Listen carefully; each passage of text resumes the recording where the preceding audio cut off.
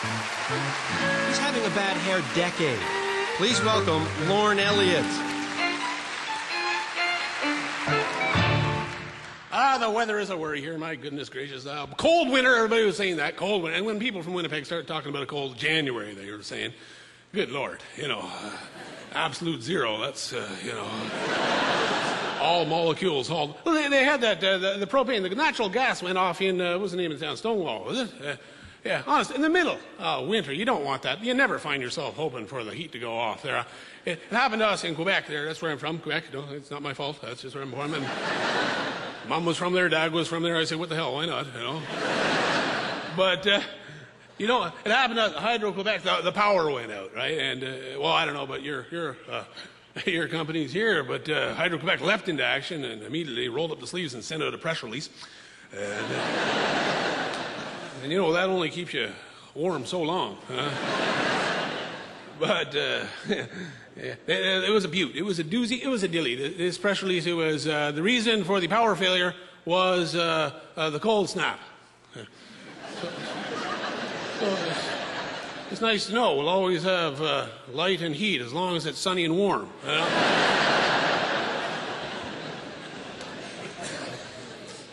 Weather in Winnipeg. They got kind of a pride here I've always found in Winnipeg in the cold. The coldest corner on earth. Yeah?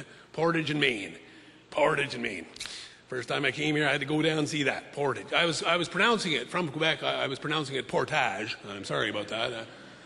Portage. Quel faux pas. Or as I guess I should say here, Fox Pass.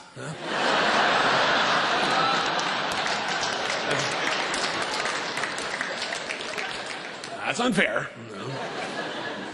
But portage, of course, is a French word. It means carrying a canoe 36 miles across some Jeesley bog in the middle of summer, carrying 14,000 pounds of wet, stinking beaver pelts to sell to a Scottish trader. Yeah, I'll give you $11 for the lot.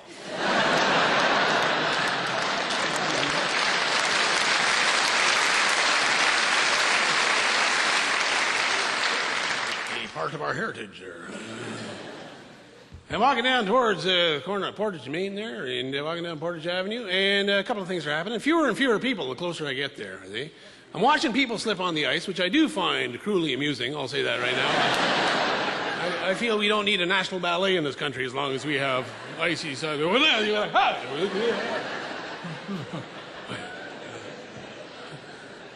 But fewer and fewer people, the closer I get to that corner. I didn't know this about people from Winnipeg. You're like prairie dogs. You go underground all winter. So you got that. They used to call it Portage Place. Winnipeg Square, as that was called down there. Underneath. People live down there all year. See people show up in February in the food court in their bathrobes.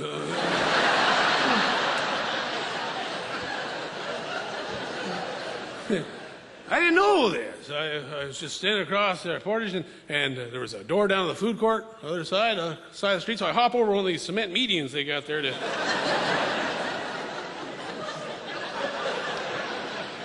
figure in, And I'm heading across, and I slip on the ice, and suddenly it's not as amusing. And I remember this particular slip. Because I remember saying to myself, don't step on that chunk of ice or you're going to end up head over heels. Huh? And then this other voice in my head goes, head over heels is the way you are normally.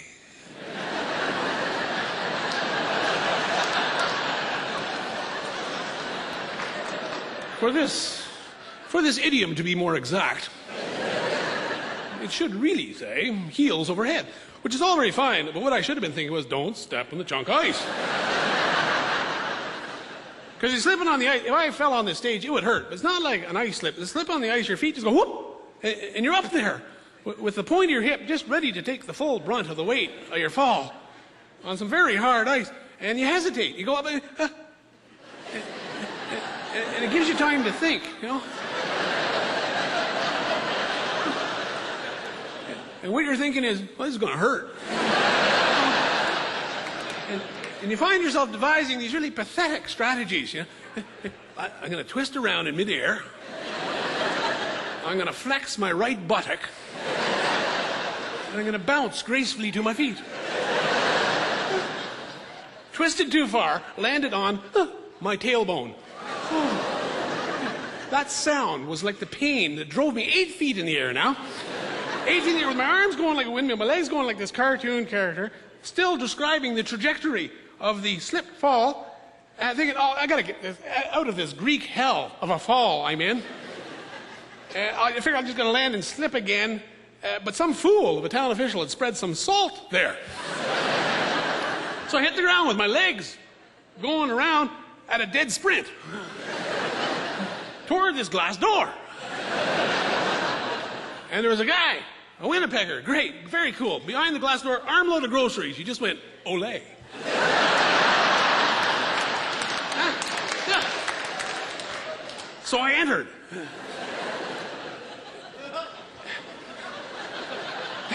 And as soon as I hit that warmth, my glasses fogged up.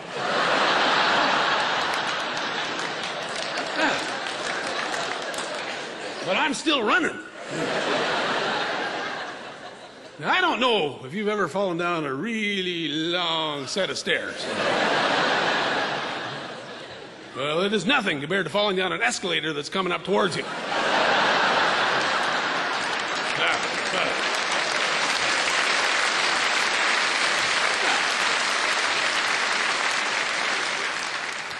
See, stairs, no matter how long, you will eventually get to the end of them. Escalator, pack a lunch. The only time I ever remember, midwinter, praying for a power failure. Thank you.